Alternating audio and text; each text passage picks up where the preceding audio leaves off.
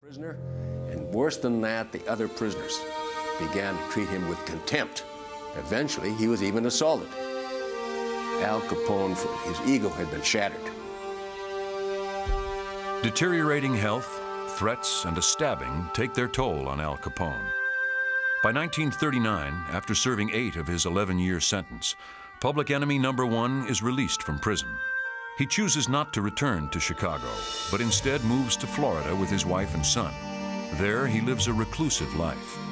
In 1947, at the age of 48, America's most notorious criminal, Al Scarface Capone, dies of syphilis. He claimed people misunderstood him, that he really had a heart. Others believe he was the most vile criminal who walked the face of the earth. Al Capone was a murderer. He was a murderer in the fact that he not only took part in murders that couldn't be prosecuted for fear of retribution, but that he had ordered the murders of approximately 300 of his rivals and his enemies.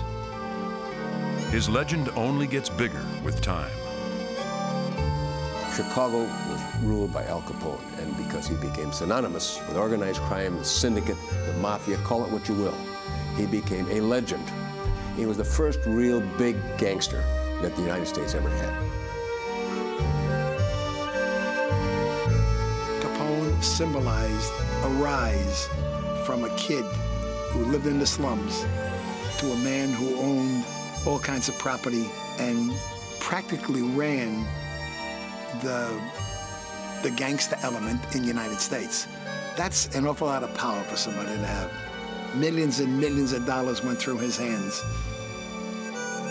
Al Capone exemplified the criminal as a businessman, the son of a poor immigrant who rose to the top, creating organized crime and strong-arm extortion for generations of gangsters to come.